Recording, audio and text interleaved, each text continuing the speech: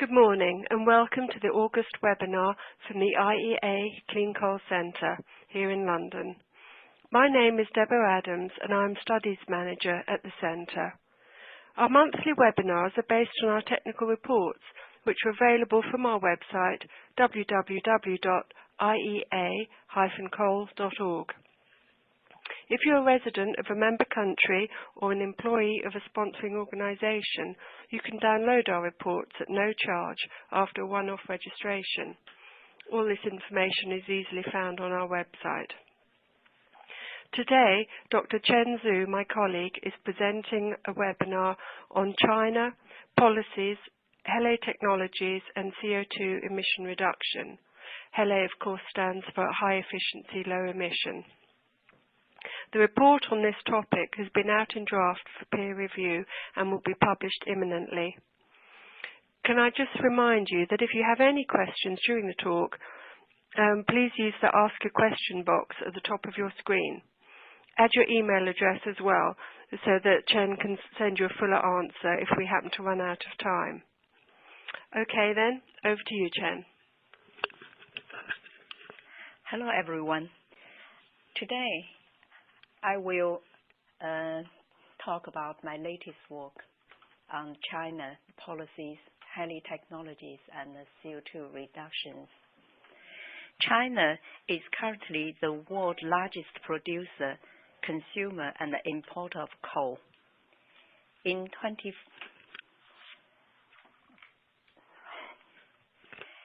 2014, China produced and consumed 3.87 and 4.12 billion tons of coal, respectively. China has the world's largest installed power generation capacity of more than 1,500 gigawatts. Of this, over 58% is coal-fired, totaling 877 gigawatts at the end of 2015. As a result of a high coal consumption, China is also the world's leading CO2 emitter, releasing about 8.25 gigatons of CO2 in 2012, accounting for 26% of world total. Therefore, China's role in the international effort to combat climate change can hardly be overstated.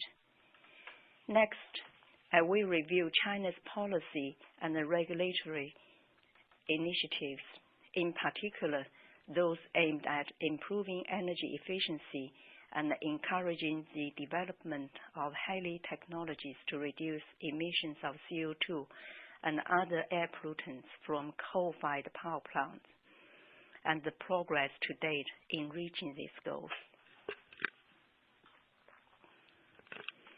Let's first look at China's legal framework and administrative implementation structure. China's energy, climate change, and air pollution prevention and control policies are made up of a range of different measures, including laws, standards, regulations, action plans, and others. China's climate-related laws are dominated by a focus on saving energy. In addition to administrative laws, China has a series of regulations relating to the emissions of specific pollutants.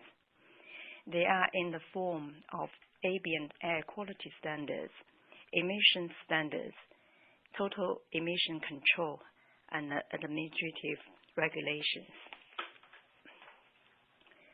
The most important policy document in China is the 5-year plan that is composed of a master plan and many sub-plans.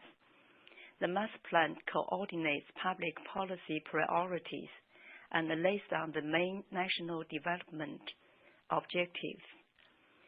Several sub-plans for various sectors and different levels of government are developed according to the master plan.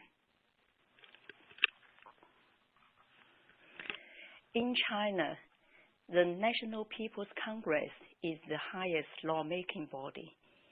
The State Council is the highest administrative body, and it supervises the national ministries. Regulations and policies regarding energy development are under the jurisdiction of the National Development and Reform Commission, NDRC, and the National Energy Administration, where those of air pollution issues are mainly under jurisdiction of the NDRC and the Ministry of Environmental Protection. Policy implementation is basically carried out by local governments.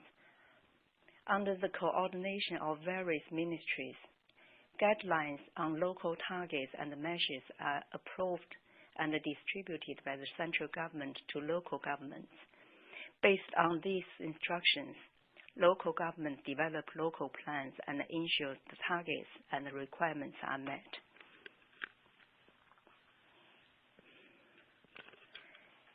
China has taken a number of measures to curb emissions of air pollutants from coal-fired power plants, and the actions have been strengthened over the years.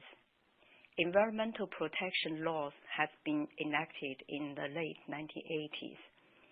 Emission standards for air pollutants for coal-fired power plants were issued that has become increasingly tougher, and it is now one of the most stringent in the world. Over the past years, China's energy policy and the development strategies have been increasingly focused on energy conservation, energy efficiency improvement, the use of renewable energy, and the reduced reliance on coal. Moreover, climate change has been ever more highlighted in China's energy and environmental policies regulations. The key policy elements include large substituting small, energy conservation and emissions reduction, and reducing carbon intensity. The former two measures, in effect, have been driving R&D and the deployment of HELE technologies for power generation in China.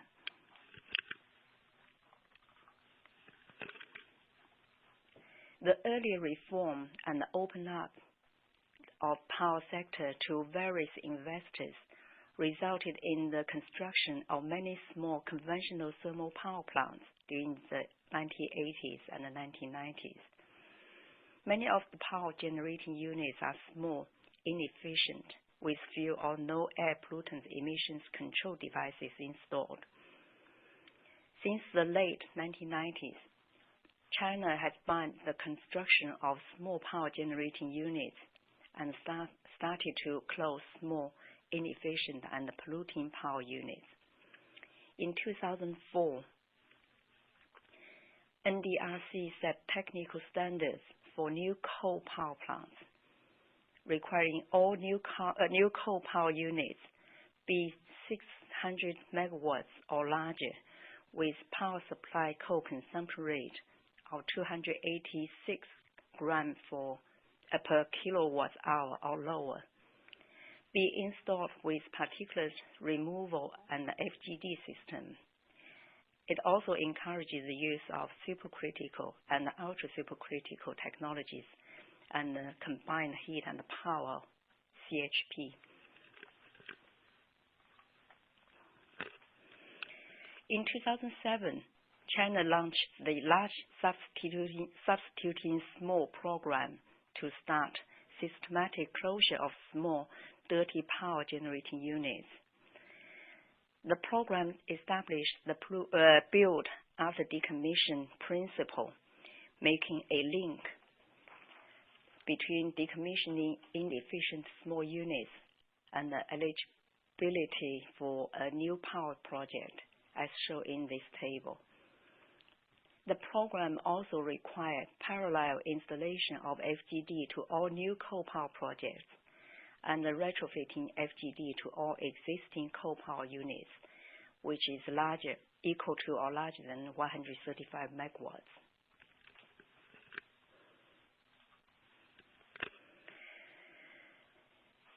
The program implementation is led at the national level by the NDRC and supported by multi-government agencies as well as major grids.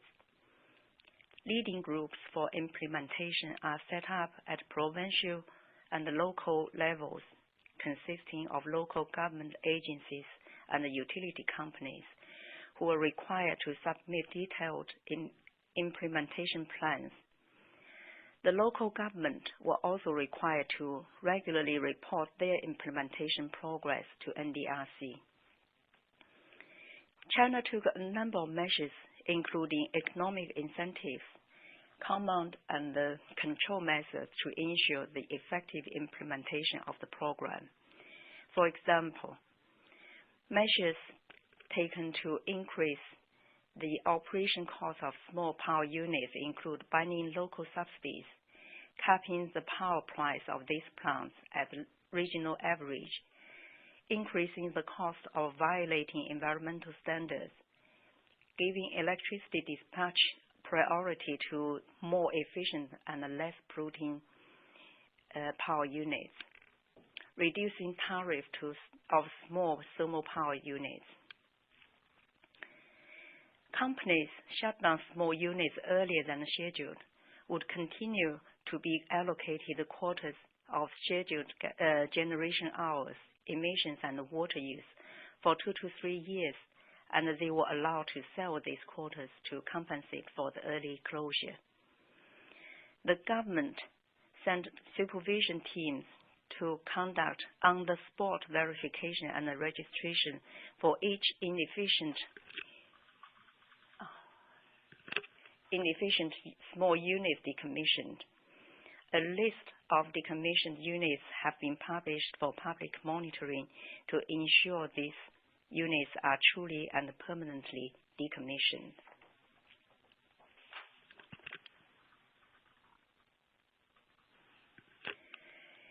The 11th five-year plan set national and regional targets for SO2 emission reduction and contained a list of small thermal units to be closed by 2010 with a total capacity of 50 gigawatts.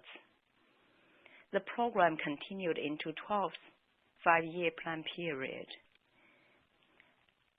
Later, the action plan on upgrade and the reconstruction of coal-fired power plants further require the accelerated closure of conventional thermal generating units of smaller, equal to or smaller than 50, and equal to or smaller than 100 megawatts if they are grid connected. Coal-fired generating units of equal to or smaller than 200 megawatts that reach design service life and are not to be converted to CHP, as well as units that fail to meet the new emission standards. The second key element in China's energy and environmental policies is energy conservation and emission reduction. The five-year plans set a national target on the overall energy efficiency improvement, and emissions reduction of air pollutants from thermal power generation. Some of the targets are shown in this table. In 2014, China published the action plan on upgrade and reconstruction of coal-fired power plants for energy conservation and emission reduction, setting new technical standards with higher power generation efficiency and ultra-low emission levels that comparable to a gas-fired power plants for both new and existing power plants after upgrading by 2020. It also requires all new powerized coal power units be 600 or larger in size and use ultra-supercritical technology. Powerized coal heating units and CFB units of 300 or larger megawatts use supercritical technology. The deadline for meeting these targets has later been put forward to 2017 for existing coal power plants in eastern China and to 2018 for plants in central China. To incentivize the deployment of HELE technologies, from 2016, feed-in tariffs for electricity generated from ultra-low emission coal power plants are subsidized.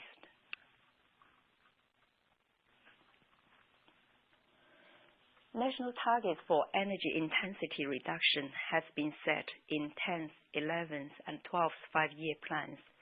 Since 2013, China published several action plans, such as Action Plan on Prevention and Control of Air Pollution, Energy Development Strategy Action Plan, setting a cap on annual primary energy consumption and a cap on annual coal consumption as shown in this table here.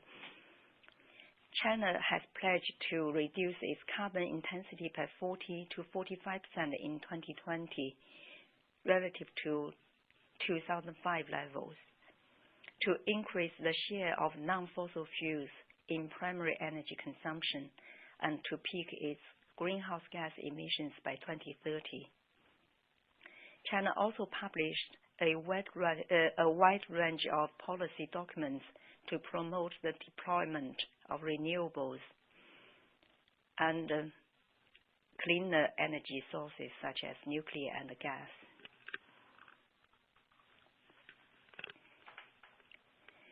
China has taken great steps to incentivize the development of clean coal technologies. The national goals, strategic objectives, and the priority areas for technology development are set in the five-year plans.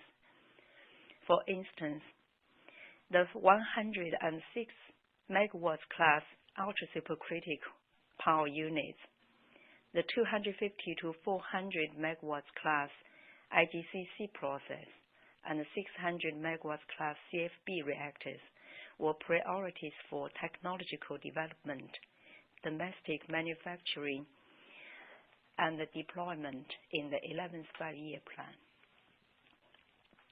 In 12th five-year plan, goals and targets were set for development of CCTs such as advanced ultra-supercritical power generation technologies, 1,000 megawatts class ultra-supercritical double reheat technology, carbon capture and storage technologies, and large-scale IGCC processes, including complete technology for poly-generation systems. It is estimated that China decommissioned small thermal units with a total capacity of around 95 gigawatts between 2005 and 2014. By the end of 2014, China has installed around 100 ultra-supercritical power generating units of equal to or larger than 1,000 megawatts. As a result, the share of units equal to or larger than 300 megawatts in the total installed thermal capacity was 77.7%, and the share of units equal to or larger than 600 megawatts reached 41.5%. The share of CHP units in the thermal power generation capacity increased from 13.3% in 2000 to almost 29% in 2013.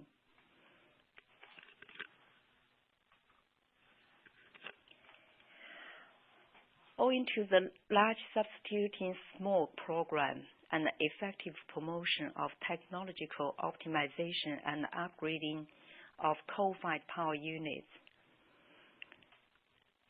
the national average coal consumption rate for power supply in 2015 was 315 grams per kilowatt hour, representing a 55 grams per kilowatt hour reduction from the 2005 level. The total amount of particulates, SO2, and NOx emitted from thermal power plants in 2014 was halved compared to that of 2006.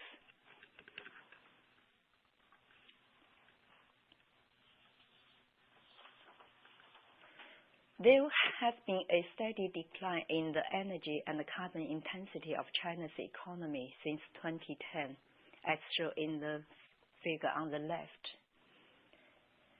A total of around 6 billion tons of carbon emissions were saved between 2006 and 2014 through measures such as development of renewable energy, improvement of coal-fired power plants efficiency, and reducing transmission loss as shown in the figure on the right here. In 2014, the CO2 emission from a unit of electricity generated was around 19% less than that of 2005. For many years, around 80% of electricity generated in China was from coal, but that has been falling in the past years. The share of coal power in China's total installed capacity has also been decreased in past years, where the share of electricity from cleaner energy, including hydropower, wind, solar, and natural gas, has been increasing steadily, as can be seen from the figure at the bottom in this slide. Wind power has grown rapidly in recent years, and it is now the third largest generating source in China, after coal and hydropower. By the end of 2015, China had total installed grid-connected wind power capacity of 129 gigawatts, accounting for 8.6% of China's total power generating capacity. The total installed PV solar power, including both grid-connected and distributed solar power, reached around 43 gigawatts, surpassing Germany as the world's number one.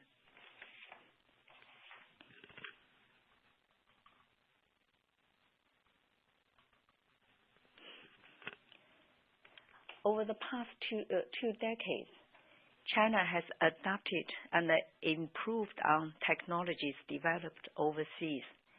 It also developed its own technologies and optimized engineering designs that are applicable to various parts of power generation process. Today, China has the world's most efficient coal power plants, which have emission levels lower than a gas-fired power plant. Due to the limited time, I will not describe the Chinese technology, HELE technologies. People who are interested can read my report, which some information are available. This and the next slides just show you some examples what have been achieved by China's HELE coal power plants. The Anqing coal power plant phase 2 started operation a year ago. Its net plant efficiency is estimated to be higher than 45%. In addition to low emissions, 100% of fly and bottom ash, FGD byproducts are utilized, and there is no wastewater discharge. Guodian-Taizhou Phase 2 is the ultra-supercritical double reheat demonstration plant.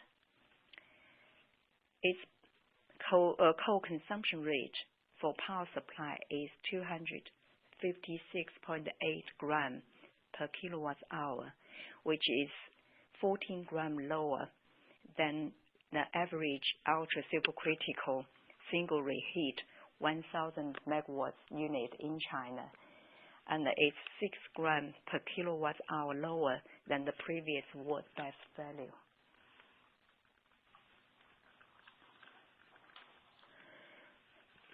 Guohua Sanhe Power Plant was the first existing power plant in China to have been upgraded to an ultra-low emission plant.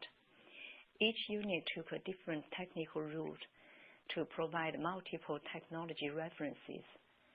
After upgrade, the plant coal consumption rate for power supply has decreased by 11.3 grams per kilowatt hour, and the emissions of particulates, SO2 and NOx have been reduced by 85.3, 6.5 and 88.9% respectively.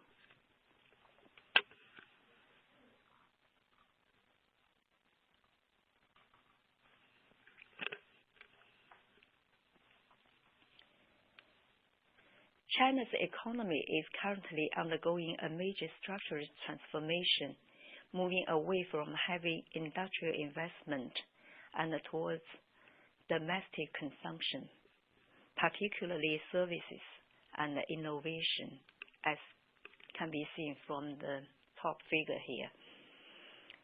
The structural change are occurring on top of ongoing energy conservation initiatives that have led to advances in the more efficient use of coal.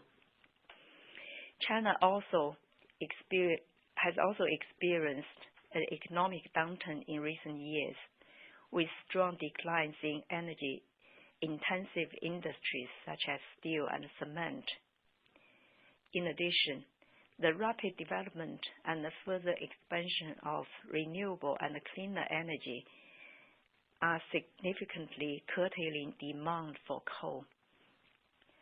Coal's role in China's overall energy mix has been progressively reduced in past years, as shown in the green line by the green line in the bottom figure here. China's coal consumption fell in 2014 for the first time since 2000. The decreases accelerated in 2015. These changes are also reflected in coal production and import data.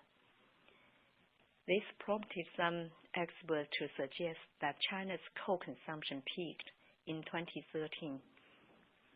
Most researchers now agree that the slowdown in China's coal use is very likely to persist. Coal demand, if it grows at all, is likely to grow much more slower than that of a decade ago, and China's coal consumption is likely to peak at some point within next decade.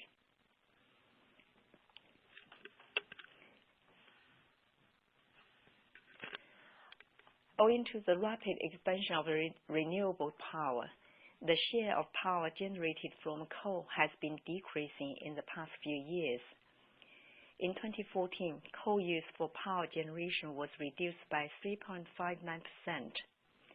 Thermal power generation fell by 0.3% in 2014, and it fell even further by 2.7% in 2015. This trend is almost certainly to continue, particularly given the trajectory of government's policy.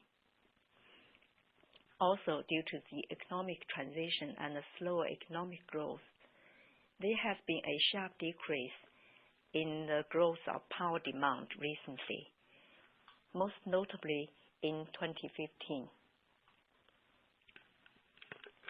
This trend continued into 2016. Data show that thermal power generation fell by 4.3%, while power from non-fossil fuel increased by 3.5% in the first 2 months of 2016 from the same period in the previous year. It is quite possible that coal use in power generation and therefore CO2 emissions will continue to fall. The following conclusions can be drawn from this study. China has adopted many broad-ranging policies and taken concrete actions regarding energy efficiency improvement, emissions reduction, and the rapid expansion of renewable energy.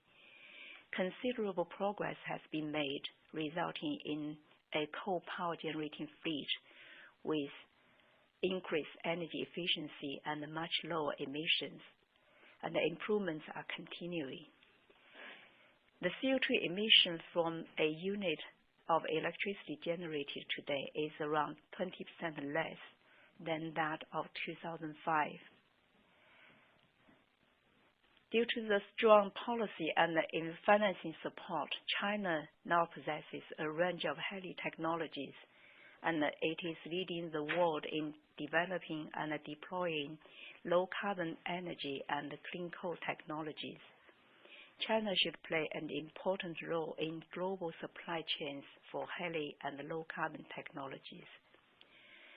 Coal will remain an important cornerstone of China's economy, and hence, the actions China takes in the next decade will have impacts on global energy and environmental outlooks.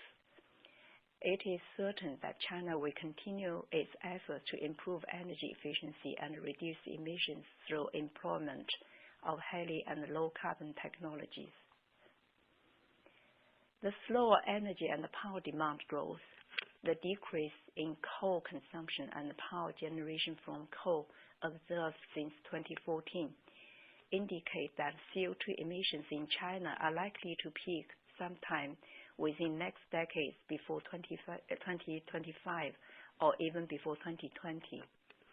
CO2 emissions from coal power generation may have reached a maximum in 2013 and are likely to plateau or fall slightly over the next few years. China's action and achievements are credible given its record in achieving ambitious goals on emissions reductions and efficiency improvements, the developing and deploying HELE and low-carbon technologies. China's strategy for and actions on improving energy efficiency and reducing emissions can set an example for all countries. Thank you very much for listening, and if you have any questions. Thank you very much, Chen, for a really interesting presentation. It's really useful to get an accurate, up-to-date picture of what's going on in China. Thank you. Right, I'm just going to see what questions have come in. Yeah, we have a couple here already, Chen. Okay, the first one is, Chen, can you please comment on a potential overcapacity of coal-fired power generation in China?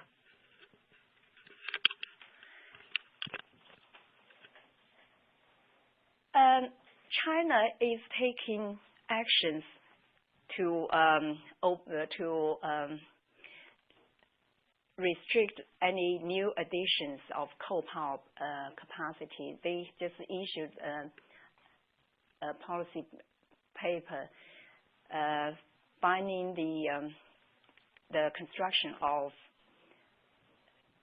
coal power plants in areas where is excess of power generation, and by at least 2018. And if